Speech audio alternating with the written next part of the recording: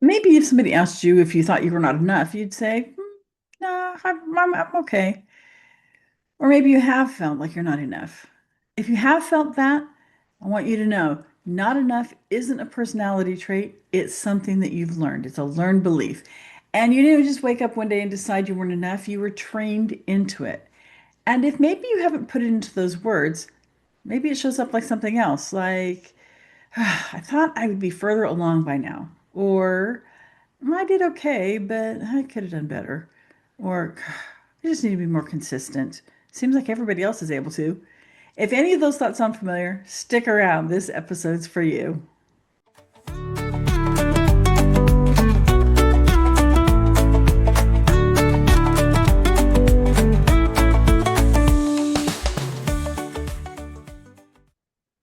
Welcome back to the Nourished Life for Christian Women. I want to start today with a question that might feel simple, but if you really let it land, it has the power to shift a lot. So here's the question. What if the feeling that you're not enough was never actually the truth? Not something you need to fix, not something you need to grow out of, or something that's just a part of who you are, but something you learned. Because most women don't walk around thinking, I'm not enough. It sounds much more subtle than that. It sounds like, I did okay, but I could have done better. Or I'll just start fresh on Monday. Woo. Why can't I just be consistent like other people? Or even this, you're doing fine and still thinking about what you should have done differently. And we don't question those thoughts because they sound responsible. They sound like growth. But what if they're not? Here's what's important to understand. Not enough doesn't show up as a belief. It shows up as a feeling that you've learned to live inside. It shows up as pressure, pressure to do better, to be better, to stay on track. And it's so constant, you stop noticing it and just becomes the way that you relate to yourself. It shows up in small, everyday moments. You finish eating, and almost immediately your mind starts reviewing everything that you ate and analyzing whether it was a good or a bad choice. And it's not just loud, it can be quiet. Well, that was fine, but. And you move on like that's normal. I lived like that for such a long time.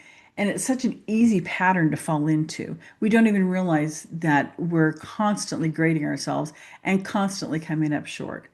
But when we do that, we can still feel it. We live with the impact of that. Maybe you have a good day and you eat well and you follow through on the things you intended and you do quote unquote everything right. But instead of feeling settled, there's this underlying thought, okay, but can I do it again tomorrow?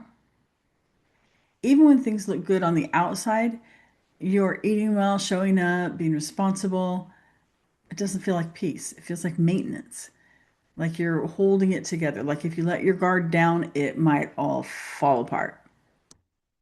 From the outside, it can look like you get that gold star on your forehead for being a good girl. But on the inside, there's still this quiet sense of, I should be further along than I am. I should be doing better than I am. And here's the part that changes when you really see it. You didn't wake up one day and decide to feel this way. You're trained into it through diet culture, through perfectionism, through subtle messaging about what it means to be good or healthy or disciplined. It's like there are these invisible rules running around in the background. Don't eat too much. Don't let yourself go.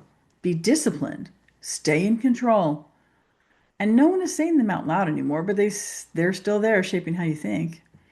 So you keep measuring yourself against them without ever stopping to ask, are these even true? And this is where so many of us get stuck because if the standard we're measuring ourselves against is always moving, we'll always feel behind.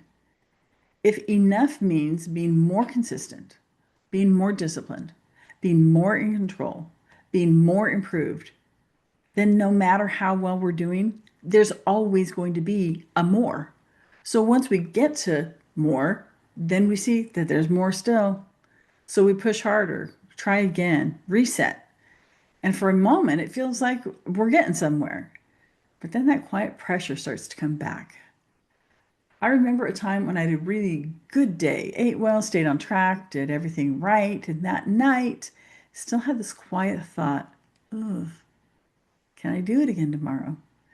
And I realized it never actually felt like enough. It reminds me of that line in Legally Blonde when Reese Witherspoon finally gets it and she looks at her boyfriend that she's chased across the country to law school and she says, I'm never going to be enough for you, am I? And we can have that moment with ourselves. If we've been trying to feel like enough and still don't, at some point it's worth asking if what I'm doing isn't working, what if the system itself is the problem? The shift doesn't start with doing more. We've tried that, we've done more. The question that changed things wasn't, how do I do better?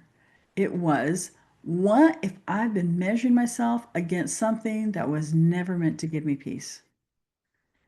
And when that question lands, something opens.